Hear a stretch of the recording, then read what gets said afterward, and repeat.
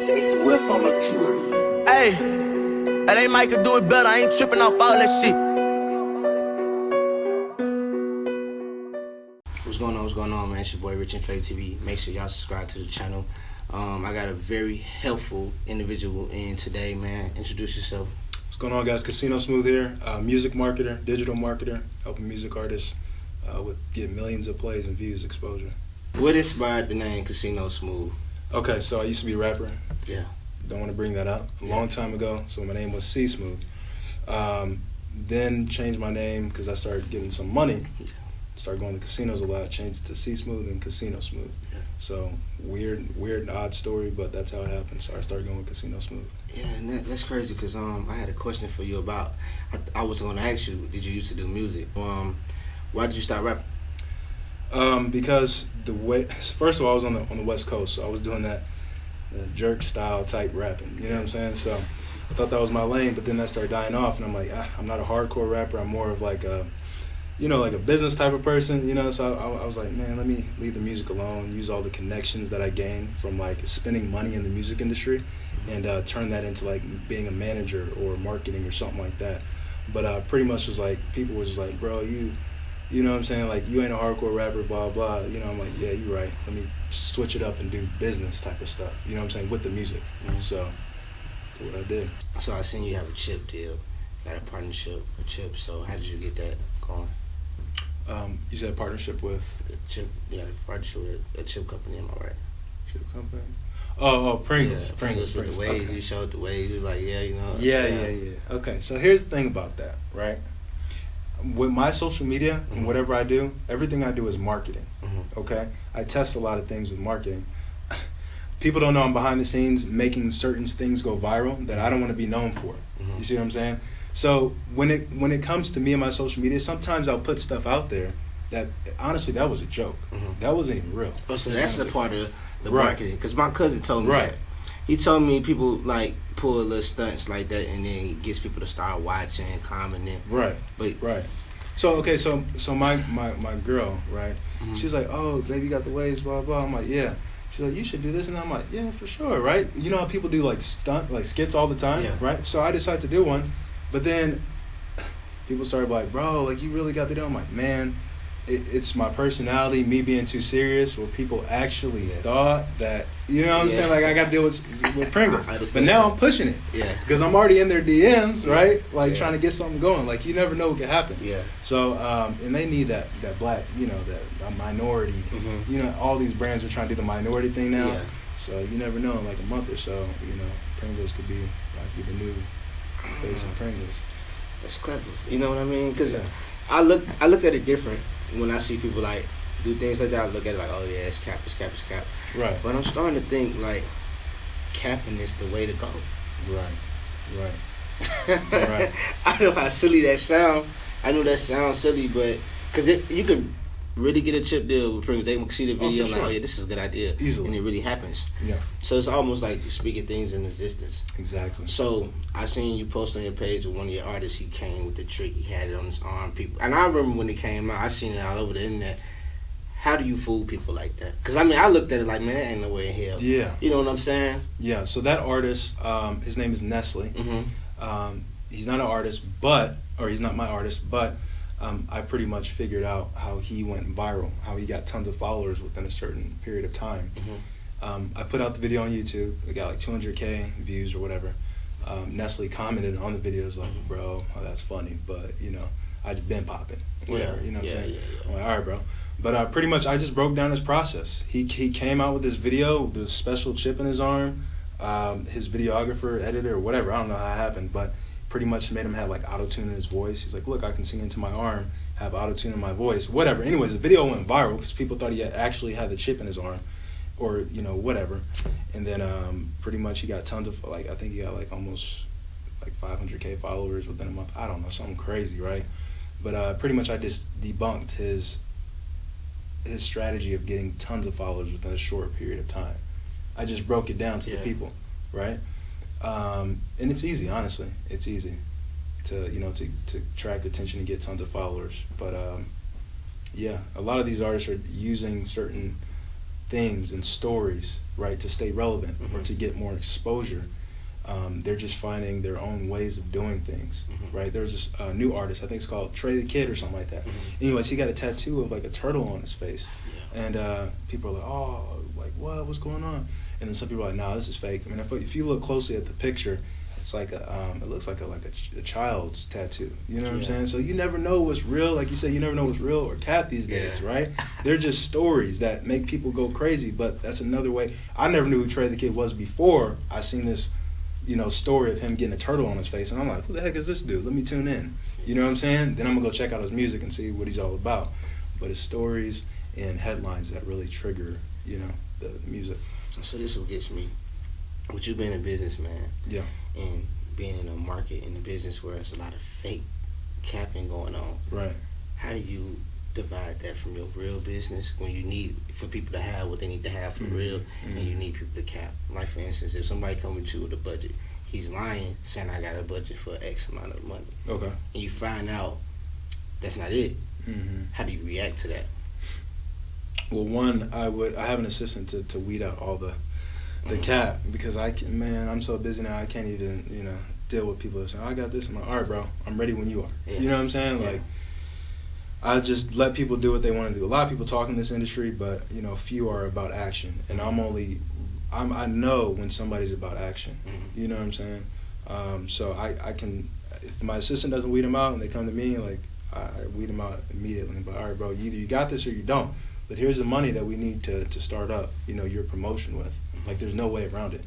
Like, I'm not putting up the money for you. Either you have to put up some budget or something before we are starting to work with each other, before we're serious, So, because there's a lot of people talk, man. A lot of people talk, but that money makes sure that you're serious. You know what I'm saying? I understand that. So, how do people know that this is not a scam, though? What's not a scam? This whole situation with them paying you to help them market, and how could they trust your word? Like, because I have results, and I have clients, and I have case studies, and I have screenshots. This date, this artist had this many plays. This day he does. He has more. He has a screenshot of this many followers. We grew him 20,000 followers in a month. Here's the strategy we used to grow him 20. I got too much facts behind everything that I do. Like, I love when people try to challenge me and say, oh, you cap. Please tell me how, because everything I do is all fact based and it can be proved and you know what I'm saying? Like, I have no problem. I'm an honest person. Like, I don't play in my videos about nothing. Like, everything I speak is like almost truth, like 100% truth, unless you come to me and be like whatever. But yeah, man, I'm a 100% honest businessman for sure. But when you get into marketing is, you just got to play the game right, to get what you want, exposure, views, all that. So.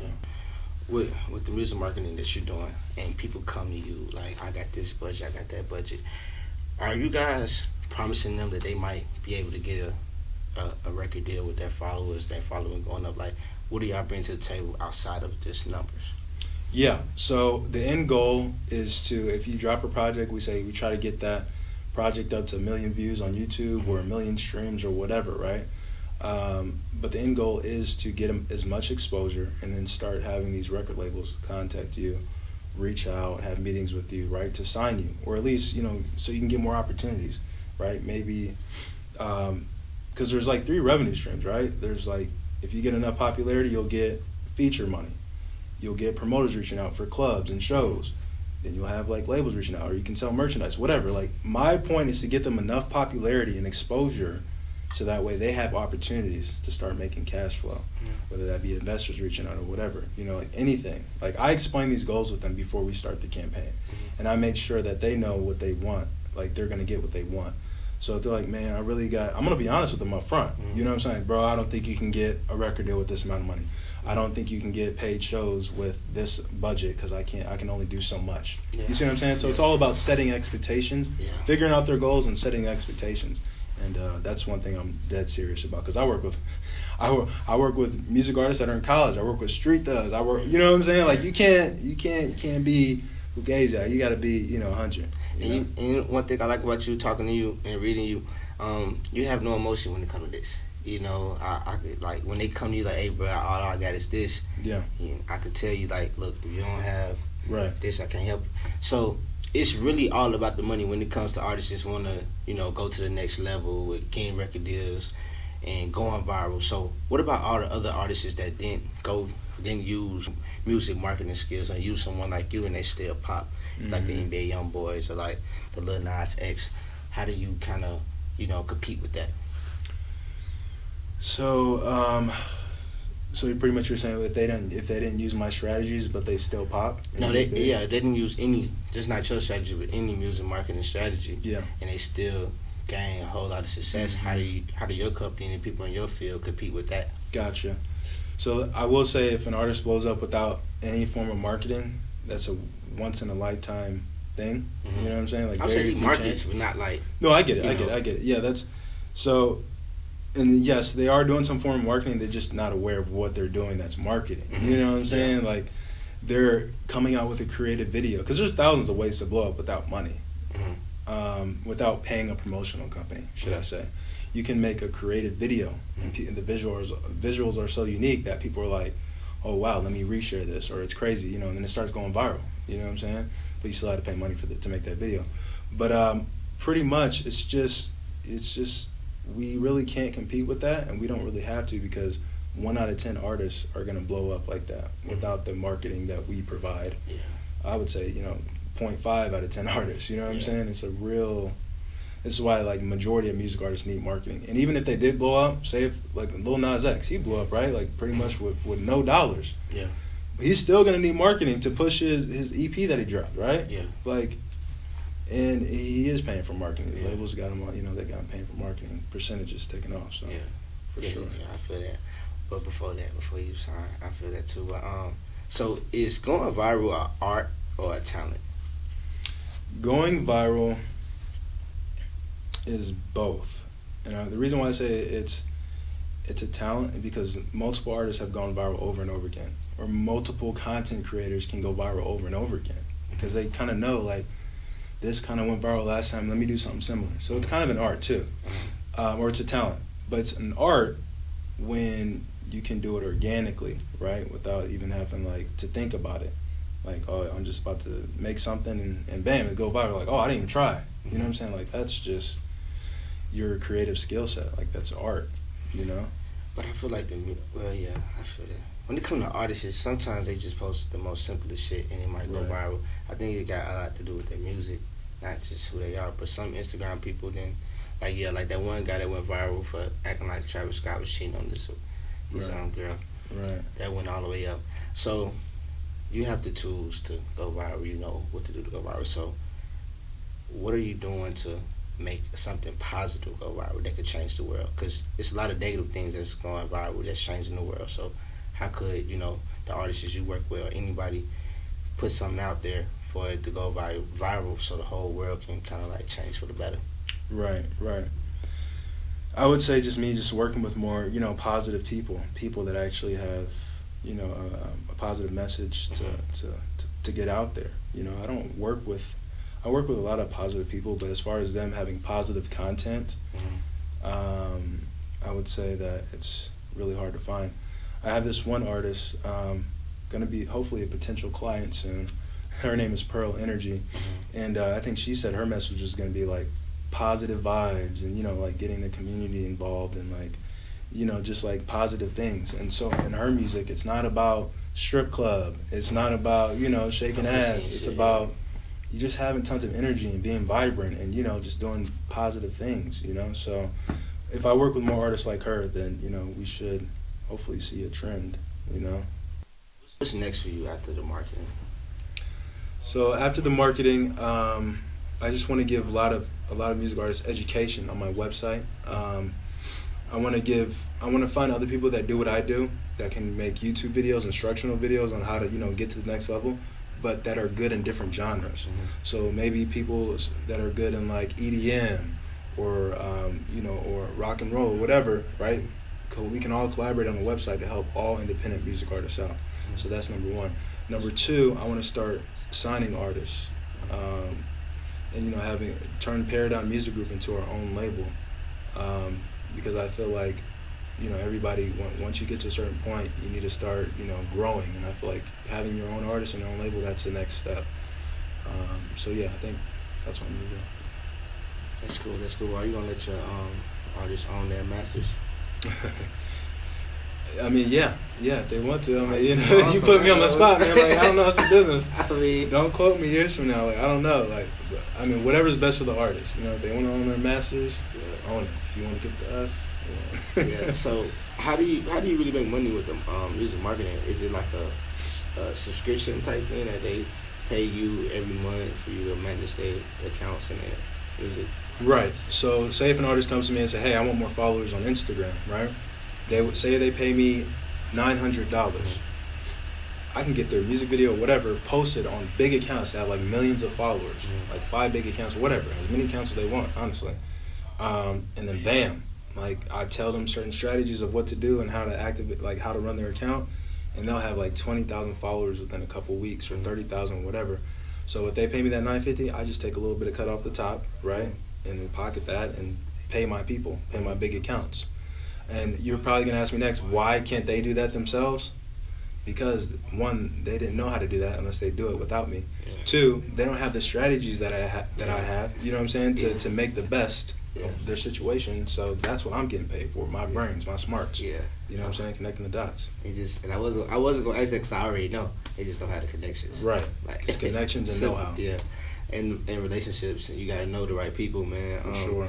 Well, hopefully, you know, you guys probably learned a little bit of sauce. He ain't say a lot of too much, but you got to go get up with him for all that. You know what I mean? It's Rich and Fake TV. Anything you want to say before we leave? Go visit the website, ParadigmMusicGroup.com, for all your promotional and educational needs. Casino Smooth, I'm out, guys. Yeah. And I had him come on because I really wanted him to, you know, talk about what he was talking about so you guys can listen and buy into, you know, his method because I believe him. You know, I'm verifying him, so. Appreciate it, Man, so y'all do business with him, and we out.